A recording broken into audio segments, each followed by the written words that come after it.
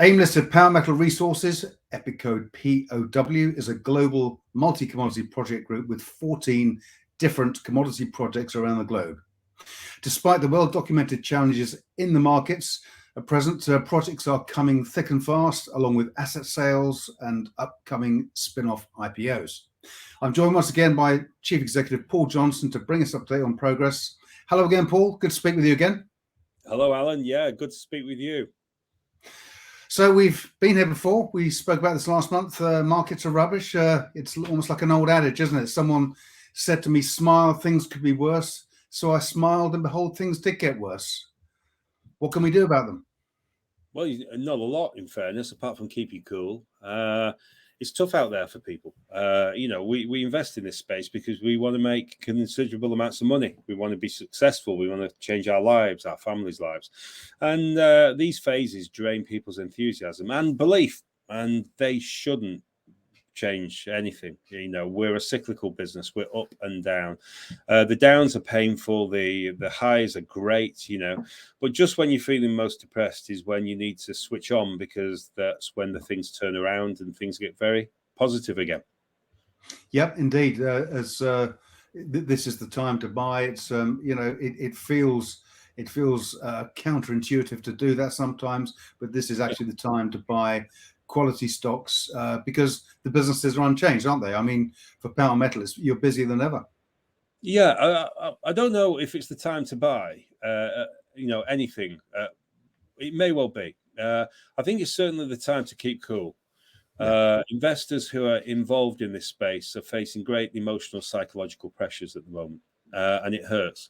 And that's when your emotions are peaked.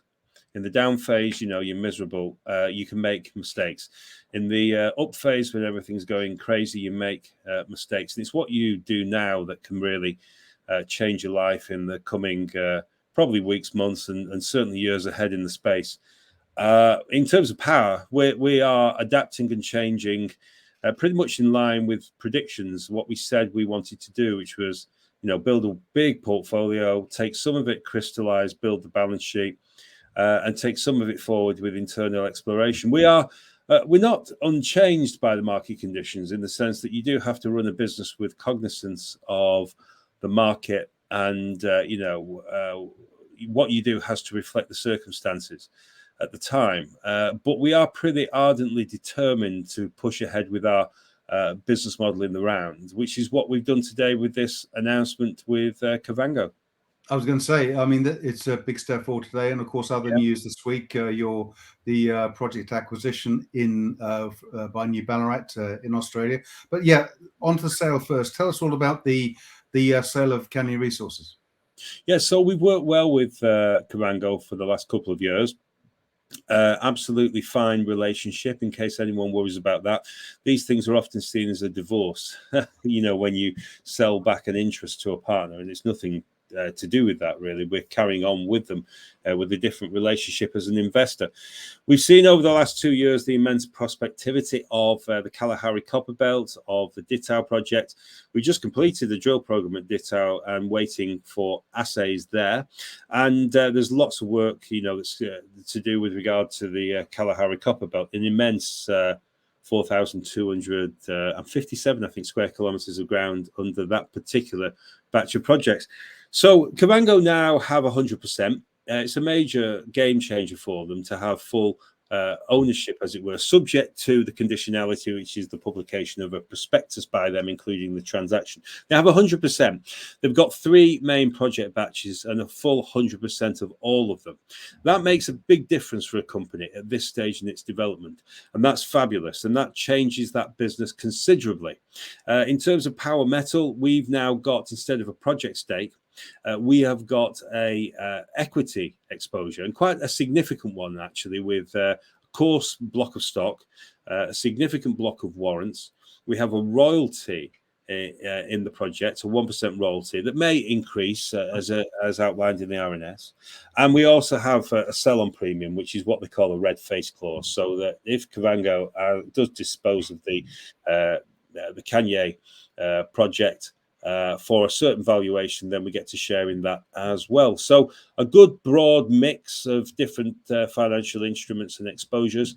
And we are watching with interest. It only takes one discovery in that package to make a dramatic difference in the valuation of Kavango. And when that happens, then, of course, we benefit as shareholders and with the royalty interest. Indeed, indeed. And of course, other big news this week, you acquired some more licenses in the Victoria region, specifically around Ballarat, with an historical gold mine. Can you tell us about that? Yeah, that's shaping of an existing interest rather than a new acquisition. The new Ballarat opportunity was originally 2,300 square kilometres of licence applications, the bulk of which have now been granted, including a licence covering the former Ajax mine, which was hundreds of thousands of ounces of gold produced historically at high grade.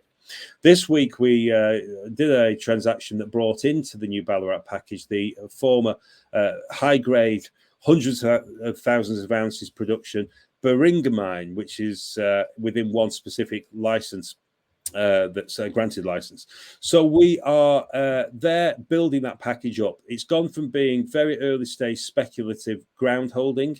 We've got a team on the ground doing regular work. We've done drilling on the property and all a variety of different exploration techniques. We've got some great results so far. And with these former working high-grade gold mines within the package, it really is highly valuable. And it's something that deserves even more focus and attention, which, of course, as you slim your portfolio down, which we have done and we are doing, you can start to spend more time on these great opportunities that you hold in the company. Of course, of course. And of course, you've got a number of IPOs in the pipeline. I think First Class Metals is first off the launch pad, isn't it? How are they progressing? Yeah, well, it's such a great business for us to have so many different value generative events that are building in the company. First Class, we sold our interest in the Schreiber Hemlo area, Ontario, Canada, to them back last year, September. And they've been moving through the preparations for an IPO, and we hope they'll be listed very soon.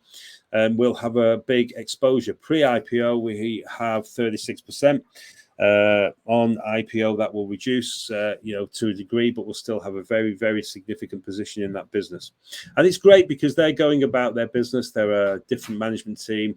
They raise their finance separately from us, and we can watch and we can hope and look forward to good news and the driving share price there.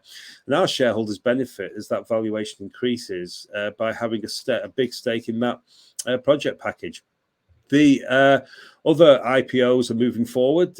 We've talked before about Golden Metal Resources focused on Nevada, First Development Resources focused on Australia, and of course, New Ballarat itself is slated for an IPO.